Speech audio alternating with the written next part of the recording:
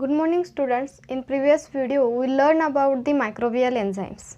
Microbial enzymes, those are used in industries instead of chemical catalyst.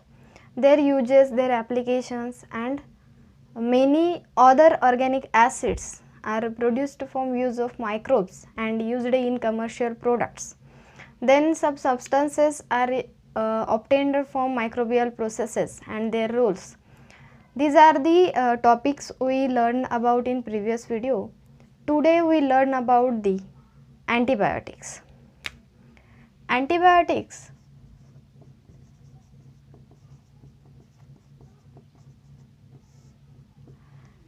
generally, antibiotics, those are they instead or against of the biotic. Anti means opposite, biotics means living organisms.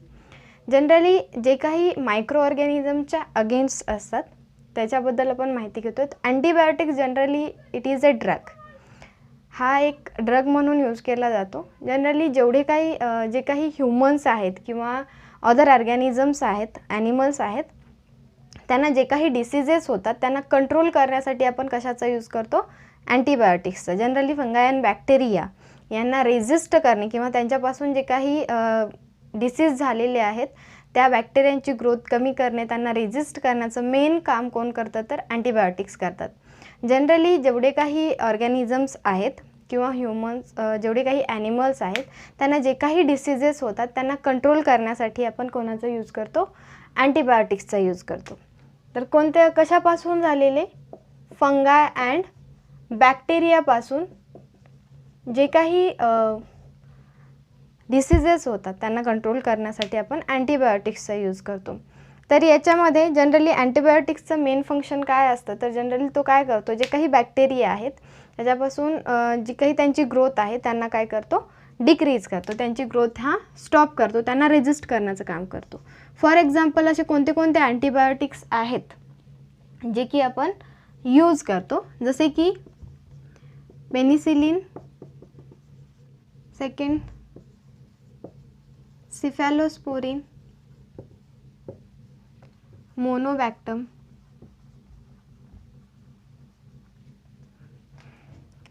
Bacitracin,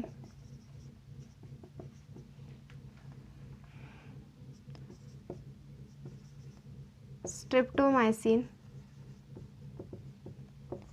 एरिथ्रोमायसिन,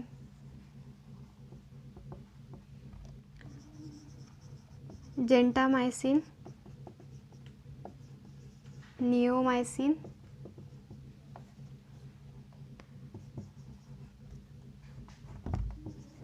tetracyclines, vancomycin etcetera. Generally आपण antibiotics हे use कशासाठी करतो? जे काही bacterial diseases आहेत त्यांना control करण्यासाठी आपण अँटीबायोटिक्स घेतो, बरोबर आहे. तर जनरली जे काही अँटीबायोटिक्स आहेत त्याच्यामध्ये आपण एक्झाम्पलमध्ये पाहतो penicillin, cephalosporin, monobactam, bacitracin, streptomycin, erythromycin, gentamicin, neomycin, tetracyclines and vancomycin. Different antibiotics आहेत. जनरली जे काही अँटीबायोटिक्स आपण खातो डिसीज कंट्रोल करण्यासाठी खातो. जनरली हे कशाच्या इन्स्टेडमध्ये यूज केलं जातं? यूज काय केला जातो याचा? तर जे काही ग्राम पॉझिटिव्ह और ग्राम नेगेटिव्ह बॅक्टेरिया जे आहेत यांच्या अगेन्स्टमध्ये आपण यूज करतो. ग्राम पॉझिटिव्ह और ग्राम नेगेटिव्ह बॅक्टेरिया आपण कशाला म्हणतो? तर जनरली हा जो आहे तो स्ट्रेन आहे. तर हा जो स्ट्रेन आहे ग्राम पॉझिटिव्ह और ग्राम नेगेटिव्ह, जनरली जे काही जे स्ट्रेन्स आहेत काय केले जातात? तर जे काही बॅक्टेरिया आहेत त्यांना स्ट्रेन दिले जातात ग्राम पॉझिटिव्ह और ग्राम नेगेटिव्ह. जी काही बॅक्टेरिया आहेत त्यांचे जे आउटर कवरिंग असते त्याला जो काही स्ट्रेन दिला जातो, जर स्ट्रेन पकडत असेल तर तो ग्राम पॉझिटिव्ह आणि स्ट्रेन नसेल, आउटर कवरिंग जर आपल्याला ऑब्झर्व होत नसेल तर तो ग्राम निगेटिव्ह बॅक्टेरिया असतो. तर जनरली जे काही अँटीबायोटिक्स असतात हे कशाच्या अगेन्स्ट असतात? तर ग्राम पॉझिटिव्ह ग्राम निगेटिव्ह स्ट्रेन दाखवणाऱ्या बॅक्टेरियाच्या अगेन्स्ट यूज केले जातात. तर फॉर एक्झाम्पल हा जो रिफामायसिन आहे, रिफामायसिन हा अँटीबायोटिक्स आहे. हा कशाच्या अगेन्स्टमध्ये यूज केला जातो तर ट्युबरक्युलोसिस. ट्युबरक्युलोसिस काय आहे तर TB ज्याला आपण म्हणतो. ओके, तर TB जो डिसीज आहे याच्या अगेन्स्टमध्ये आपण रिफामायसिन हा अँटीबायोटिक्स यूज करतो. तर जनरली हा अँटीबायोटिक्स म्हणजे काय तर generally antibiotics, anti means opposite, bio means Biot, living organism. जे काही लिव्हिंग ऑर्गॅनिझमच्या अगेन्स्टमध्ये काम करतात त्यांना अँटीबायोटिक्स म्हणतो. तर हे जे आहे डिसीज कंट्रोल करण्यासाठी आपण यूज करतो.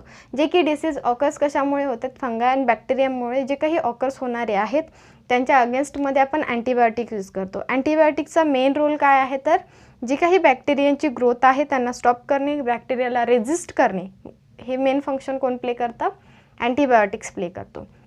तर याच्यामध्ये आपण वेगवेगळे एक्झाम्पल बघितलेले आहेत अँटीबायोटिक जे की आपण ऐकलेले पण असतील. Penicillin, cephalosporin, monobactam, bacitracin, streptomycin, erythromycin, gentamicin, neomycin, tetracyclines, vancomycin etcetera. इतके सारे काय आहेत. फॉर एक्झाम्पलमध्ये आपण अँटीबायोटिक्सचे नाव पाहिलेले. असेच आणखीन एक जो अँटीबायोटिक्स आहे तो रिफामायसिन. रिफामायसिन हा अँटीबायोटिक्स आपण कशाच्या अगेन्स्टमध्ये यूज करतो तर ट्युबरक्युलोसिस या डिसीजच्या, ज्याला आपण TB म्हणतो. तर जनरली जे काही आपण एक्झाम्पलमध्ये बघितलेत हे कशाच्या विरोधात यूज केले जातात किंवा कशाच्या अगेन्स्टमध्ये यूज केले जातात तर use to for the against of gram positive और gram negative bacteria. This is a strain of a bacteria. तर जनरली हा जो अँटीबायोटिक्स आहे याच्यामध्ये आपण पाहिलं की तो मायक्रोब्सच्या अगेन्स्टमध्ये यूज केला जातो. याच्यानंतर आपण पाहणार आहोत काही फ्यूज, मायक्रोबियल फ्यूज. जनरली आपण स्टार्टिंगला सांगितलेलं की इंडस्ट्रियल मायक्रोबायोलॉजीमध्ये आपण 2 फॅक्टर्स बघितले होते, जे की fermentation process through products form करणे जी फर्स्ट होती आणि सेकंड होती की जे काही पोल्युशन कंट्रोल आहे इन्व्हायरमेंटमध्ये मॅनेजमेंट करण्यासाठी, जे काही पोल्युशन कंट्रोलसाठी आपण सिवेज मॅनेजमेंटसाठी आपण मायक्रोब्सचा यूज करणार. हे 2 फॅक्टर्स आपण बघितले होते आणि हे 2 फॅक्टर्स पाहत असताना आपण खूप सारे प्रोडक्ट्स याच्यामध्ये पाहिलेले आहेत. जसं की डेअरी प्रोडक्ट्समध्ये yogurt, bread, yogurt, butter, cheese, त्याच्यानंतर प्रोबायोटिक्स, त्याच्यानंतर ब्रेड्स, विनेगर्स या etcetera, microbial enzymes also. Then आता आपण जे पुढे शिकणार आहोत अँटीबायोटिक्सच्या नंतर तो आहे मायक्रोबियल फ्यूज. जे काही सिवेज आहे किंवा जे काही आपण आपल्या आजूबाजूला डोमेस्टिक वेस्ट पाहतो ते जे सॉलिड वेस्ट आहे त्याचं मॅनेजमेंट करण्यासाठी आपण खूप सारे वेगवेगळे प्रयोग केलेले आहेत किंवा वेगवेगळ्या गोष्टी अप्लाय करतो. जसं की जे काही ड्राय आहे ते एका साईडला, वेट आहे ते एका साईडला, खूप साऱ्या अशा गोष्टी आपण पाहिलेल्या आहेत आणि त्या आपण कलेक्ट करून ज्या काही गाड्या, म्युन्सिपाल्टीच्या गाड्या आपल्यापर्यंत येतात घरापर्यंत, त्यांच्याजवळ आपण तो देतो. त्याच्यानंतर त्याचं काय होतं किंवा हे जे काही सॉलिड वेस्ट आहे याचं मॅनेजमेंट कसं केलं जातं याच्यासाठी आपण जे काही मायक्रोबियल मायक्रोब्स आहेत त्या मायक्रोब्स थ्रू याचं मॅनेजमेंट करण्यासाठी सुद्धा आपण मायक्रोब्सचा यूज करतो, ते पाहणार आहोत. तर याच्यामध्ये मायक्रोबियल फ्यूल जो आहे याच्यामध्ये आपण वेगवेगळे फ्यूल्स पाहणार आहोत, जे की फ्यूल्स फॉर्मेशन हे मायक्रोब्सचा यूज करून केलेले आहेत आणि हे जे फ्यूल्स आहेत ते आपण यूज करतो. आणि हे फ्यूल्स आपल्यासाठी जे फॉर्मेशन केलेलं आहे ते कशापासून फॉर्म केले आहेत तर जनरल त्याच्यामध्ये यूज कशाचा आहे तर मायक्रोब्सचा यूज आहे. तर हे फॉर्मेशन कसं केलं जातं किंवा मायक्रोबियल फ्यूल्स कोणते कोणते आहेत ते आपण पाहणार आहोत.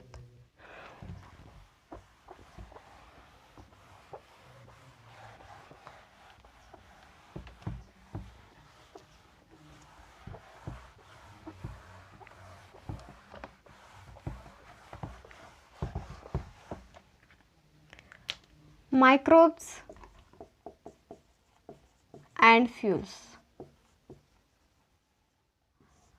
मायक्रोब्स अँड फ्यूल्समध्ये आपण वेगवेगळ्या फ्यूल्सबद्दल माहिती घेणार आहोत, ज्याच्यामध्ये मायक्रोब्सचा यूज करून फ्यूल फॉर्मेशन केले. तर याच्यामध्ये सर्वात पहिल्यांदा पाहूयात गॅसियस फ्यूल.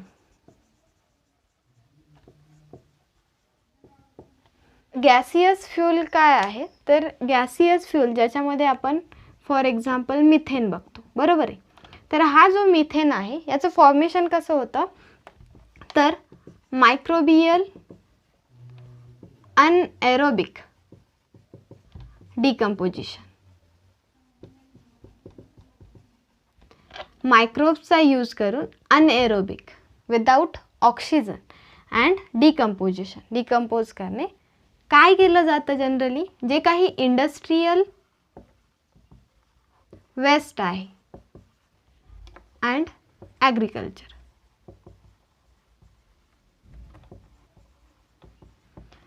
तर हा जो गॅसियस फ्यूल आहे, तुम्ही बायोगॅस ऐकलं असेल, ज्याच्यामध्ये आपल्याला मिथेन हा फ्यूल भेटतो जो गॅसियस फॉर्ममध्ये असतो.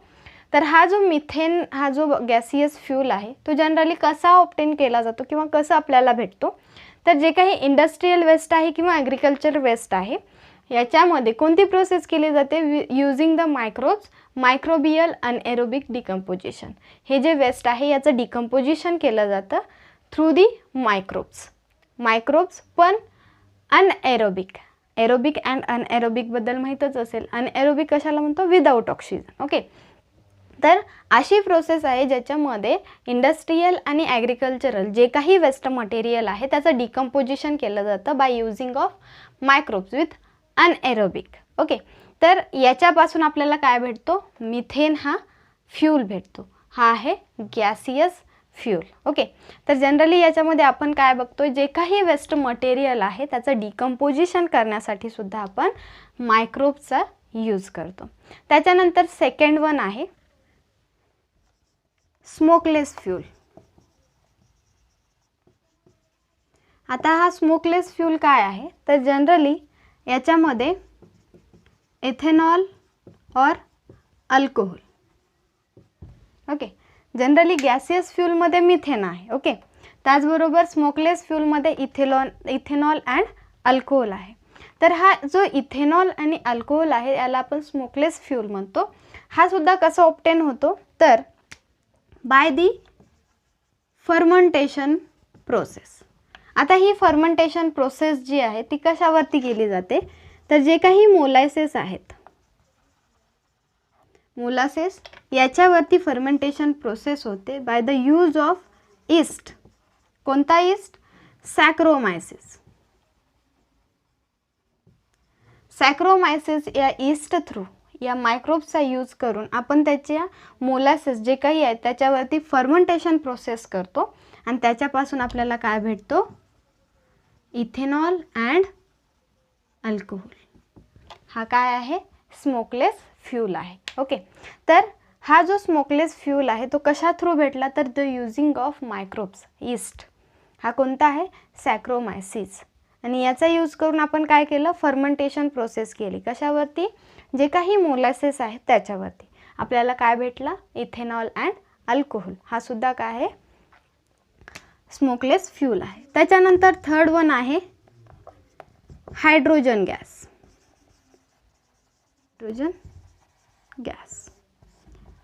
हायड्रोजन गॅस हा फ्युचर फ्यूल म्हणून ओळखला जातो. फ्युचर फ्यूल म्हणून ओळखला जातो कारण की जे काही आपण आता सध्याला जेवढे काही फ्यूल्स यूज करतोय ते जनरली कसे आहेत, नॅचरली फॉर्म झालेले आहेत आणि त्यांचा लिमिट क्रॉस झाल्याच्या नंतर ते काय येणार आहेत, संपुष्टात येणार आहेत. ओके, तर त्याच्यानंतर जे यूज म्हणून फ्युचर फ्यूल म्हणून हायड्रोजन गॅसला ओळखलं जातं. पण जो हायड्रोजन गॅस आहे तो जनरली कसा फॉर्म होतो किंवा काय प्रोसेस आहे त्याची, तर जनरली तो बायोफोटोलायसिस या प्रोसेस थ्रू, कुठे होती ही प्रोसेस, इन वॉटर. कुठे होती, वॉटरमध्ये होती. बाय युजिंग ऑफ कशा थ्रू केली जाते, तर जनरली ही जी आहे ती मायक्रोब्स थ्रू केली जाते. असे मायक्रोब्स जे फोटो रिडक्शन करतात.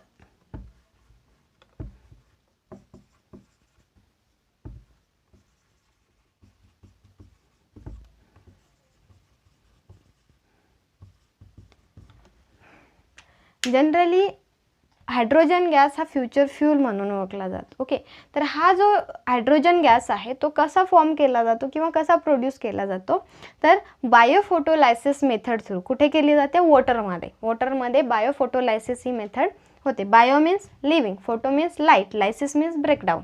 ओके, मायक्रोबियल एन्झाईमचा यूज करून आपण काय करतो, तर जे काही वॉटर आहे त्याच्यामध्ये बायोफोटोलायसिस ही प्रोसेस थ्रू, म्हणजेच कोणते, बायो मीन्स लिव्हिंग ऑर्गॅनिझम. कोणते लिव्हिंग ऑर्गॅनिझम, जे की फोटो रिडक्शन बॅक्टेरिया म्हणून ओळखले जातात. ज्या बॅक्टेरिया थ्रू फोटो रिडक्शन केलं जातं, अशा बॅक्टेरियाचा यूज करून आपण बायोफोटोलायसिस या प्रोसेस थ्रू वॉटरपासून आपण काय फॉर्म करतो, हायड्रोजन गॅस फॉर्म करतो. ओके, तर जनरली आपण मायक्रोब्स अँड फ्यूल्समध्ये बघितलं.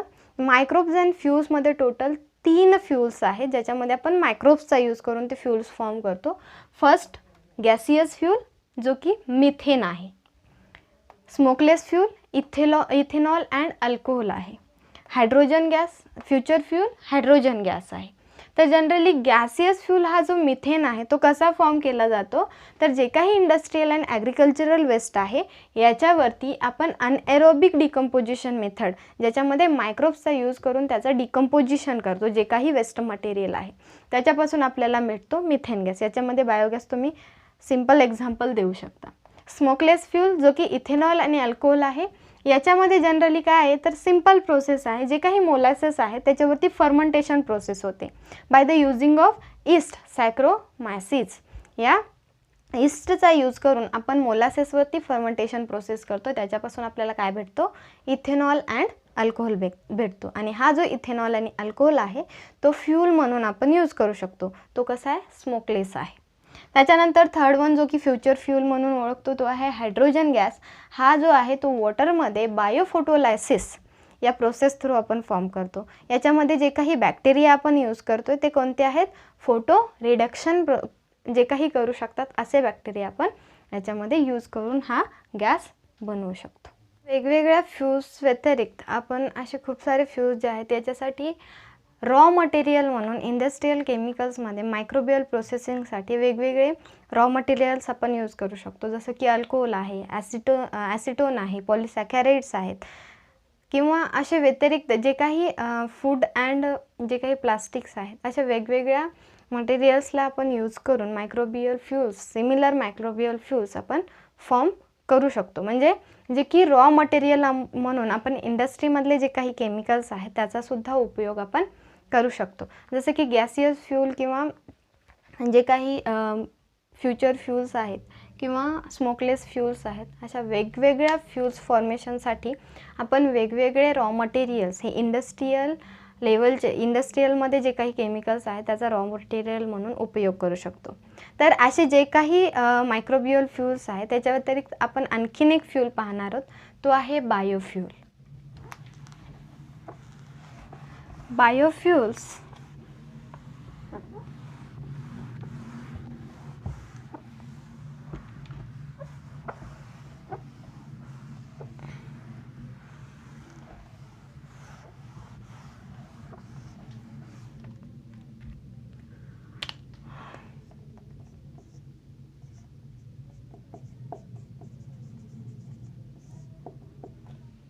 बायोफ्यूल्स जो आहे जनरली आपण रिन्युएबल सोर्स म्हणून याचा यूज करू शकतो.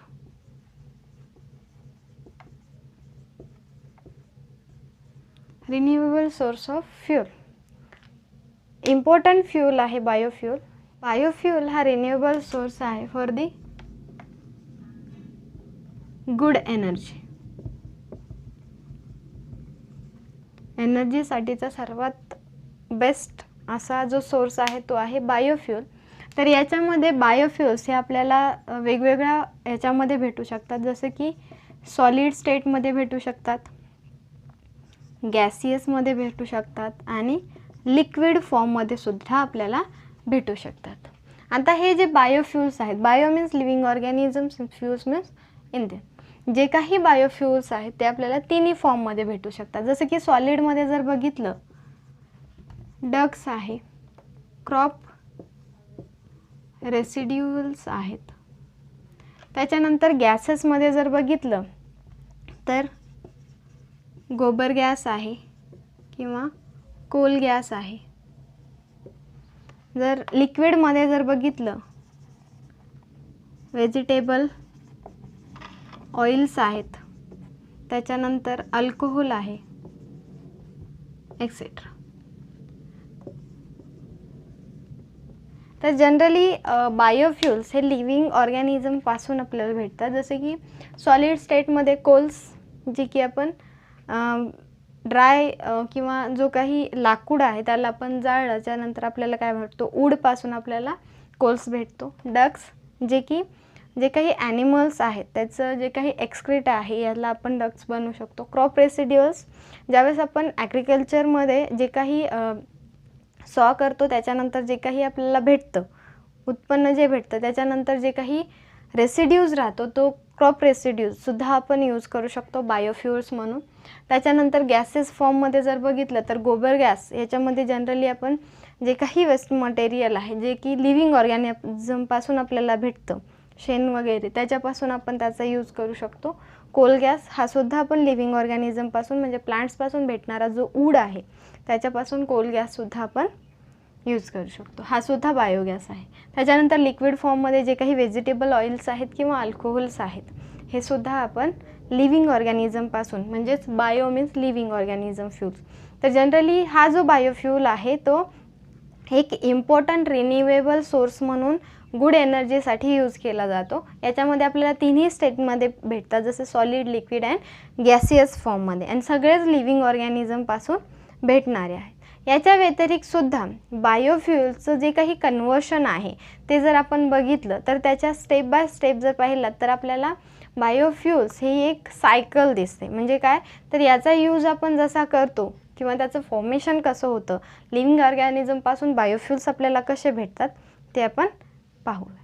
जनरली हे जे बायोफ्युल्स आहेत ते आपल्याला इझिली अवेलेबल होतात आणि त्याचबरोबर प्लेंटी ऑफ क्वांटिटीमध्ये हे आपल्याला भेटतात, खूप अमाऊंटमध्ये आपण घेऊ शकतो आणि हाच आपण फ्युचर फ्यूल्स म्हणून सुद्धा यूज करू शकतो. हा फ्युचर फ्यूल प्रत्येक वेळेला आपण का बोलतो तर कारण की जे काही ऑदर आहेत पेट्रोल, डिझेल हे काय आहेत, नॅचरल फॉर्म झालेले आहेत आणि त्यांचा जर लिमिट क्रॉस झाला तर त्याच्यानंतर ते संपुष्टात येणार आहेत. त्याच्यानंतर जे काही पुढे जनरेशन्स येणार आहेत त्यांनासुद्धा फ्यूलची गरज असते, बरोबर आहे. तर आपण जर त्यांना संपवलं तर त्याच्या पुढे जे जनरेशन्स आहेत त्यांनासुद्धा फ्यूलची जी काही आपण जर आत्ता त्यांना सेव्ह केलं तर ते पुढे लागणार नाही, पण आपण काय करतो आहे ते जास्त प्रमाणात यूज करतो आहे. ते संपल्याच्या नंतर फ्युचर फ्यूल म्हणून आपण जे काही पाहतो आहे तर तो आहे हायड्रोजन गॅस आणि त्याच्यानंतर हा आहे बायोफ्यूल.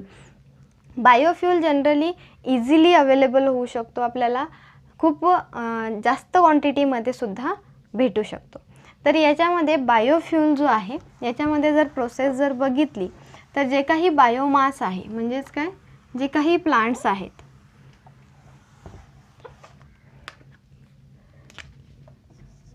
ज्याला आपण बायोमास म्हणतो, ओके. तर याच्यामध्ये जे काही प्लांट्स आहेत जनरली प्लांट्सची ग्रोथ कशापासून होते, एक तर solar energy and plus carbon dioxide. Photosynthesis process through आपण जर पाहिलं तर जी काही प्लांटची ग्रोथ आहे ती जास्त प्रमाणात होते, तर यांचा यूज करून प्लांट्स ग्रो होतात, ओके. तर ज्याला आपण बायोमास म्हणतो, जे जास्त प्रमाणात आहे.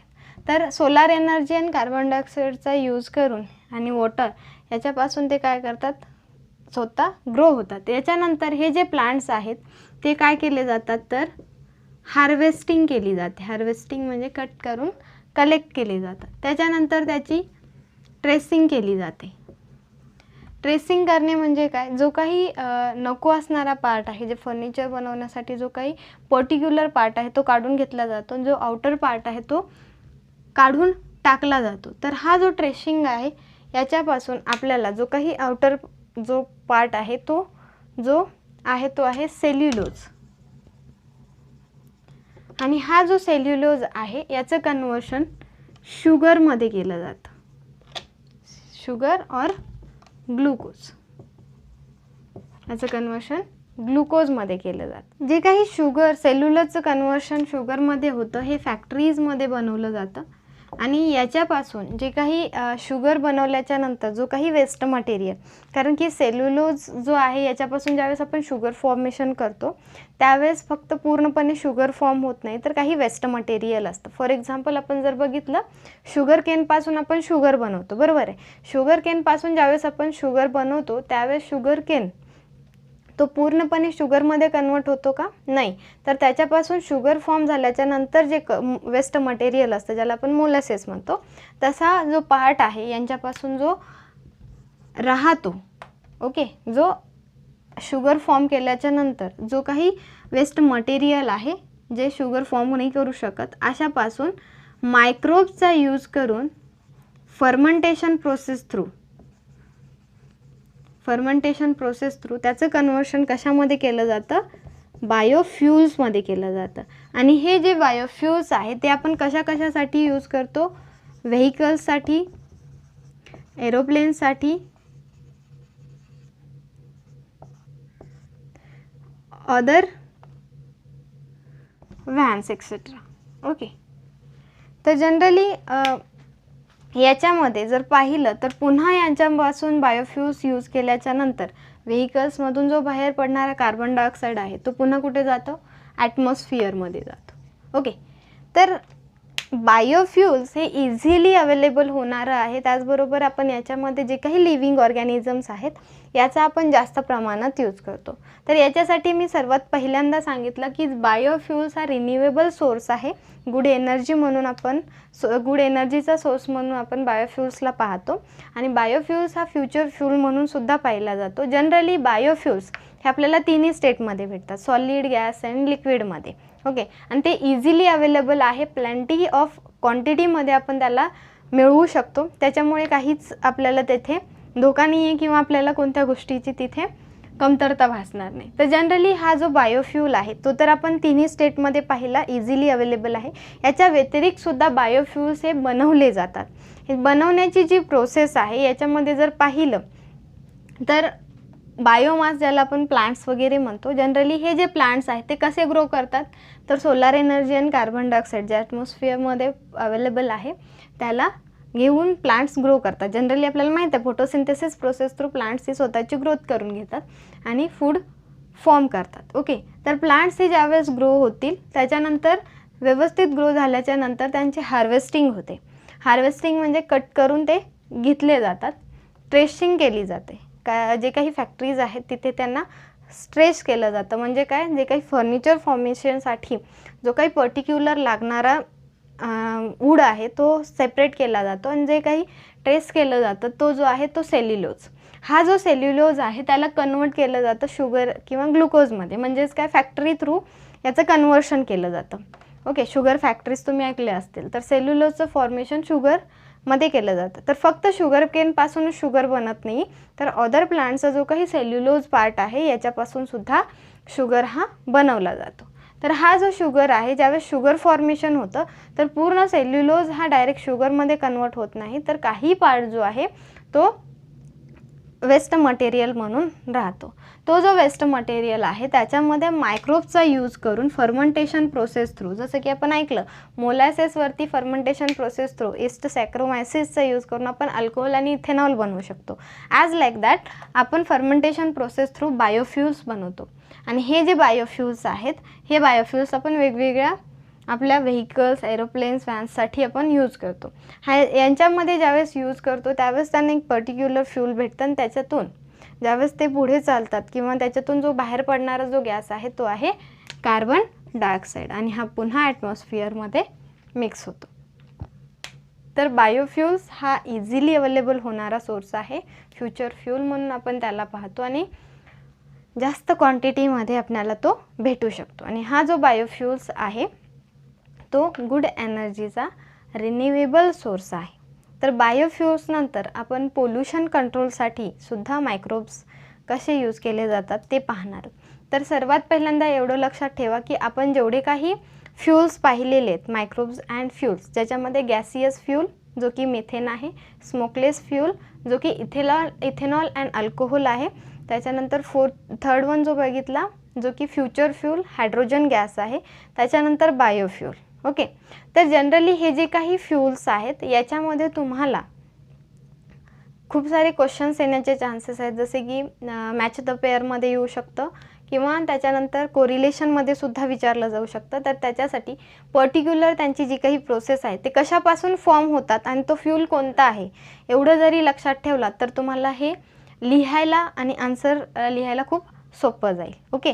तर हा आहे फ्यूल्स. आता याच्यानंतर आपण पाहणार आहोत पोल्युशन कंट्रोलसाठी सुद्धा मायक्रोब्सचा यूज कसा केला जातो. Microbial pollution control.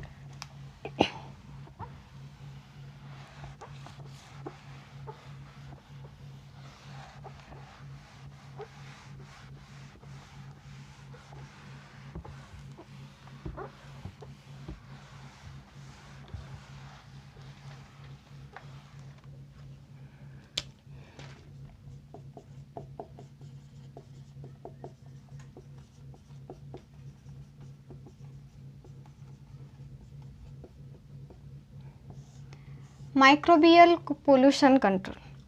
जनरली पोल्युशनबद्दल आपल्याला माहीत आहे. आपण काय म्हणतो, जे की अनएक्सपेक्टेड जे काही कंटेंट्स आहेत जे मिक्स होऊन एअर सॉईल अँड वॉटरला कंटॅमिनेट करतात, त्याला आपण पोल्युशन म्हणतो, बरोबर आहे.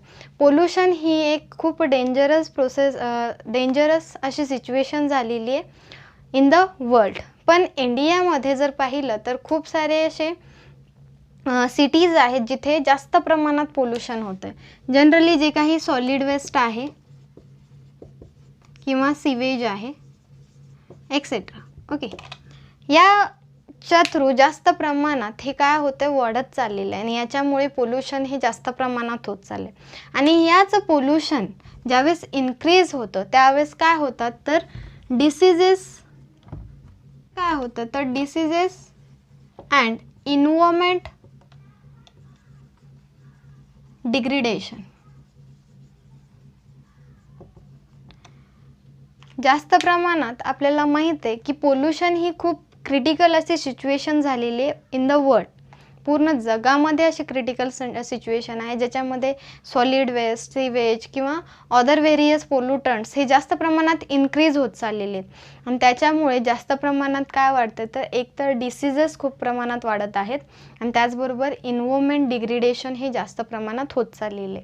तर ही जी सिच्युएशन आहे ती पूर्ण वर्ल्डमध्ये आहे. तसेच इंडियामध्ये सुद्धा जास्त प्रमाणात होत चाललेली आहे. इंडियामध्ये जर पाहिलं तर खूप सारे ज्या काही सिटीज आहेत, अर्बन एरिया जो आहे तिथे जास्त प्रमाणात यांचं मॅनेजमेंट म्हणजे सिवेज किंवा जे काही सॉलिड वेस्ट आहे याचं मॅनेजमेंट हे व्यवस्थित होत नाही आहे. आणि याच्यामुळे जे काही डिग्रेडेशन होत चालले इन्व्हायरमेंटचं हे पुन्हा असेल का नाही याची सगळ्यांना चिंता आहे. तर जनरली ज्या काही सिच्युएशन आता क्रिएट झालेले आहेत त्या पुढच्या जनरेशनसाठी खूप धोकादायक असणार आहेत.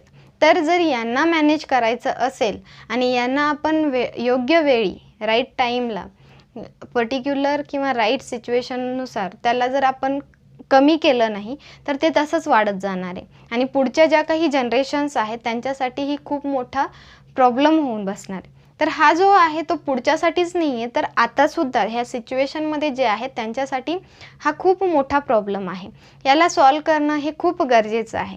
तर जनरली पोल्युशन ही एक अशी सिच्युएशन आहे, याला कंट्रोल करण्यासाठी सुद्धा वेगवेगळ्या मायक्रोब्सचा यूज करून आपण त्याला कंट्रोल करू शकतो.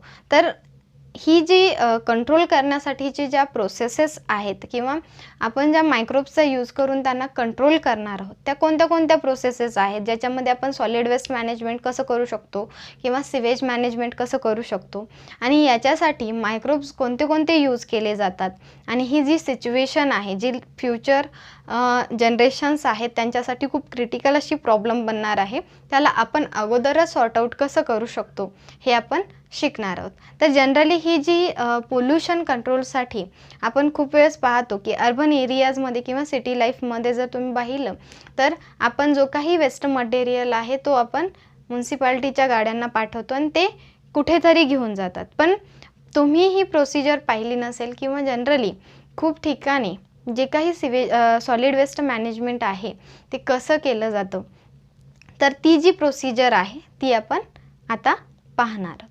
तर जो काही पोल्युशन कंट्रोलसाठी मध्ये आपण पहिल्यांदा सॉलिड वेस्टसाठी काय केलं जातं, कोणती मेथड आहे ती बघणार आहोत. तर सर्वात पहिल्यांदा पोल्युशन कंट्रोलमध्ये आपण पाहणार आहोत लँड फिलिंग साईट.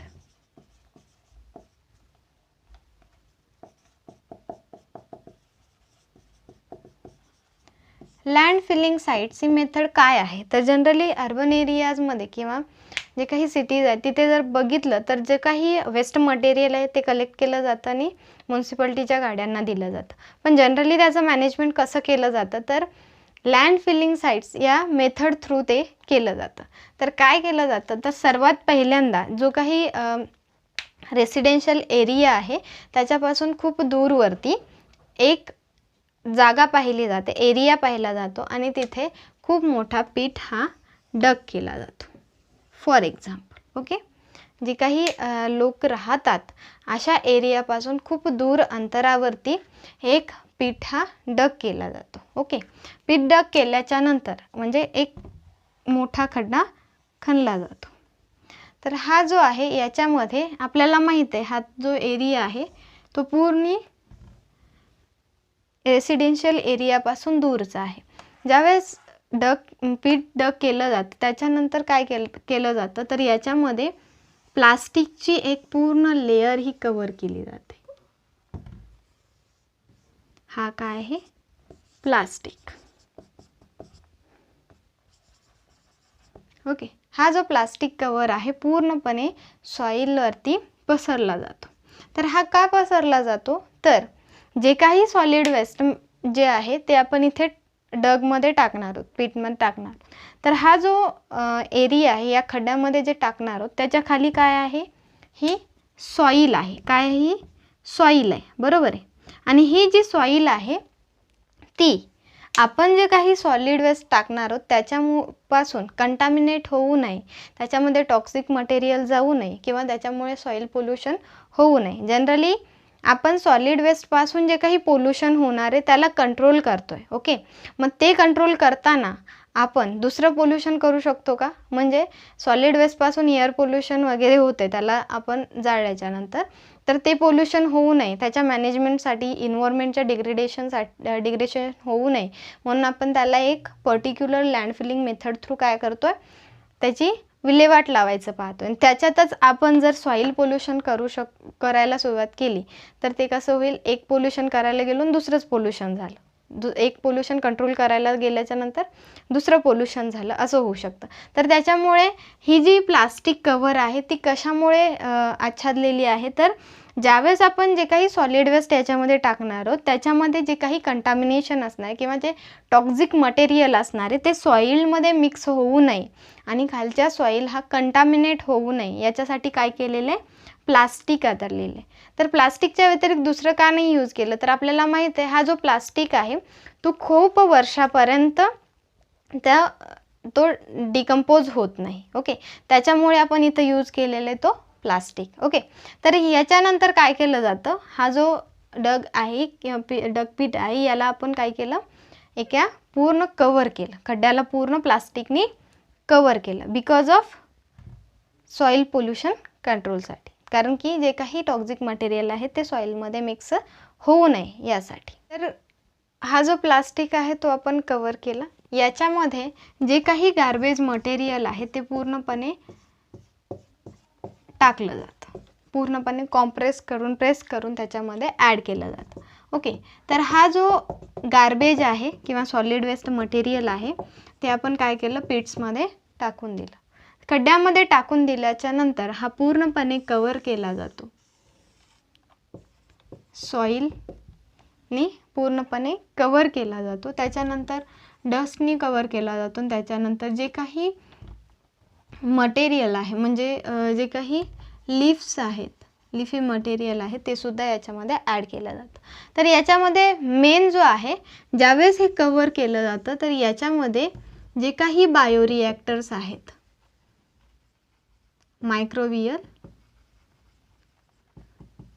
जे काही बायोरिॲक्टर्स आहेत ते सुद्धा ॲड केले जातात काही ठिकाणी.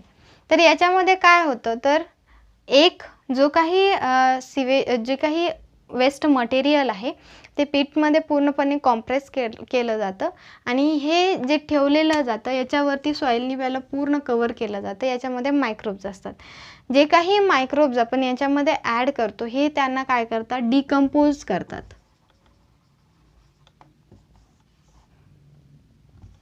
डिकम्पोज करतात आणि ज्यावेळेस डिकम्पोज होतं काही वर्षाच्या नंतर, ज्यावेळेस पूर्णपणे फिल करून ठेवलेलं आहे काही काळाच्या नंतर पूर्णपणे डिकम्पोज होतं, याला आपण पुन्हा यूज करू शकतो.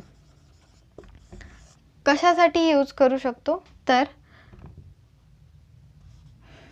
फर्टिलायझर्स म्हणून,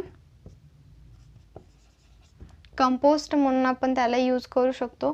त्याच्यानंतर हा जो पीठ आहे तो पूर्णपणे भरून घेऊन ही जागा आपण पुन्हा रियूज करू शकतो. खूप सिंपल मेथड आहे लँड फिलिंग साईट्स. म्हणजे काय तर जे काही वेस्ट मटेरियल आहे, सॉलिड वेस्ट मटेरियल ते पूर्णपणे कलेक्ट केलं जातं आणि जो काही रेसिडेन्शियल एरिया आहे त्याच्यापासून दूर एक पीठ हा डग केला जातो. याच्यामध्ये प्लास्टिकनी पूर्ण त्याला कव्हर केलं जातं because of pollution of soil. जे काही हार्मफुल मटेरियल आहे किंवा टॉक्सिक मटेरियल आहे ते सॉईलमध्ये कंटॅमिनेट होऊ नये आणि सॉईल पोल्युशन होऊ नये याच्यासाठी काय केलं जातं, पूर्ण प्लास्टिकनी त्याला कव्हर केलं जातं. त्याच्यामध्ये जे काही सॉलिड वेस्ट मटेरियल आहे ते टाकून दिलं जातं, पूर्णपणे कॉम्प्रेस केलं जातं. त्याच्यामध्ये जे काही मायक्रोब्स आहेत किंवा बायोरिॲक्टर्स आहेत ते ॲड केले जातात आणि त्याला पूर्ण सॉईलनी कव्हर करून घेतलं जातं. ज्यावेळेस पूर्ण सॉईलनी कव्हर केलं जातं, पुन्हा त्याला ओपन कधी केलं जातं, ज्यावेळेस हे पूर्ण जे बायोरिॲक्टर्स आहेत या सॉलिड वेस्ट मटेरियलला काय करतात, डिकम्पोज करतात. आणि डिकम्पोज केल्याच्या नंतर हा जो आहे तो आपण यूज करू शकतो द ऑर्गॅनिक फर्टिलायझर म्हणून. आणि याच्यानंतर हा जो पुन्हा आहे तो पुन्हा आपण त्याला रियूज करू शकतो. तर याच्यामध्ये नेमकं काय होतं, याचा काय काय यूज आपल्याला होऊ शकतो, याचे ॲप्लिकेशन्स आपल्याला कळू शकतात, काय सिग्निफिकन्स आहेत लँड फिलिंग साईटचे. जनरल एक तर जे काही सॉलिड वेस्ट आहे ज्याच्यामुळे एन्व्हायरमेंट डिग्रेडेशन होणार होतं ते आपण कमी करू शकतो. त्याचबरोबर पोल्युशन कंट्रोल करू शकतो. त्याच्यानंतर जे काही साईट आपण त्याच्यासाठी यूज केलेली आहे ती पुन्हा रियूजसाठी आपल्याला अवेलेबल असू शकते. त्याचबरोबर जे काही सॉलिड वेस्ट मटेरियल होतं ज्याच्यापासून पोल्युशन होणार होतं, ज्याच्यापासून आपल्याला धोका होता, त्याच्यामध्ये बायोरिॲक्टर्स मिक्स केल्यामुळे ते जे काही बायोरिॲक्टर्स आहेत त्या सॉलिड वेस्टला काय करतात, डिकम्पोज करतात. आणि डिकम्पोज केल्याच्या नंतर ते काय होतं, तर एक ऑर्गॅनिक फर्टिलायझर म्हणून आपण ॲग्रिकल्चरमध्ये यूज करू शकतो. म्हणजेच काय तर सॉलिड वेस्ट जे आहे ज्याच्यापासून आपल्याला इतका धोका होता त्याच्यापासून आपल्याला खूप सारे ॲप्लिकेशन्स भेटू शकतात किंवा सिग्निफिकन्स आहेत. कारण की याच्यापासून आपल्याला एक तर त्याचं मॅनेजमेंट होतं आहे ज्याच्यापासून आपण एन्व्हायरमेंटसुद्धा डिग्रेडेशनपासून वाचवतो. आणि त्याचबरोबर याच्यापासून आपल्याला ऑर्गॅनिक फर्टिलायझर्ससुद्धा भेटतात. ऑर्गॅनिक फर्टिलायझर्सचा आणखीन एक महत्त्वाचा फायदा असा की ऑर्गॅनिक फर्टिलायझर्स यूज करून आपण नॅचरल जे काही ॲग्रिकल्चरमध्ये फॉर्म होणारे उत्पादन आहे ते घेऊ शकतो. त्याच्या व्यतिरिक्त जर आपण ऑर्गॅनिक फर्टिलायझर्स यूज नाही केले तर त्याच्या व्यतिरिक्त आपण काय करतो, केमिकल फर्टिलायझर्स यूज करतो. पण केमिकल फर्टिलायझर्सपेक्षा सुद्धा उपयोगी असणारा कोणता आहे तर ऑर्गॅनिक फर्टिलायझर्स हे खूप चांगलं आहे, ज्याच्यामुळे आपल्याला नॅचरल भेटतं, केमिकली भेटत नाहीत प्रोडक्ट. तर हे जे आहे याच्यामध्ये आपल्याला इतके सारे. त्याच्यानंतर याला जर आपण ॲड केलं तरी आपल्याला मिथेनसुद्धा गॅस याच्यापासून भेटू शकतो. ओके, तर असे खूप सारे फायदे लँड फिलिंग साईट्समुळे होतात, ज्याच्यामुळे एक तर आपण इथे मायक्रोबचा यूज करून पोल्युशन कंट्रोल करतो आणि त्याचबरोबर आपल्याला त्याचा आणखीन एक फायदा काय होतो तर ऑर्गॅनिक फर्टिलायझर्स भेटतात. आणि तो जो एरिया आपण त्याच्यासाठी यूज केलेला होता तो आपण पुन्हा रियूज करू शकतो. तर ही जी लँड फिलिंग साईट्स आहे याच्यामध्ये सॉलिड वेस्ट मॅनेजमेंट आपण व्यवस्थित प्रकारे करू शकतो आणि आपल्याला त्याचे खूप सारे फायदेसुद्धा आहेत. एक पोल्युशन कंट्रोल करू शकतो आणि हा जो एरिया जो आपण केलेला याच्यामध्ये नेमकं हे लक्षात ठेवा, ज्यावेळेस तुम्ही लिहिणार असाल आन्सर, तुम्हाला जर मायक्रोबियल पोल्युशन कंट्रोलमध्ये लँड फिलिंग साईट जर आली तर याच्यामध्ये लिहित असताना हा जो प्लास्टिकचा कव्हर आहे, प्लास्टिक कवरिंग आहे हे मात्र लक्षात ठेवा. कारण की प्लास्टिक कवरिंग जे आपण करतो तर ती कशासाठी तर सॉईलचं पोल्युशन होऊ नये. आणि जो एरिया जो आहे तो एरिया ज्यावेळेस आपण सॉलिड वेस्ट ज्याच्यामध्ये टाकल्याच्या नंतर ज्यावेळेस कव्हर करतो त्यावेळेस सॉईलनी त्याला कव्हर करतो. त्याच्या अगोदर काही ठिकाणी बायोरिॲक्टरसुद्धा आपण यूज करतो, ज्याच्यामुळे हे काय होईल, जे काही वेस्ट मटेरियल आहे ते डिकम्पोज केलं जाईल. तर मेन जे पॉईंट आहेत ते लक्षात ठेवा आणि ते डिकम्पोज झाल्याच्या नंतर आपण ऑर्गॅनिक फर्टिलायझर्स म्हणून त्याचा पुन्हा यूजसुद्धा करू शकतो. तर याच्यानंतर आता हे सॉलिड वेस्टसाठीचं बघितलं, तसंच काही सीवेजसाठी सुद्धा आपण यूज करतो. तर मायक्रोब जे आहेत ते पोल्युशन कंट्रोलमध्ये सॉलिड वेस्टसाठी लँड फिलिंग साईट बघितली, तसंच सीवेजसाठी सुद्धा एक मेथड.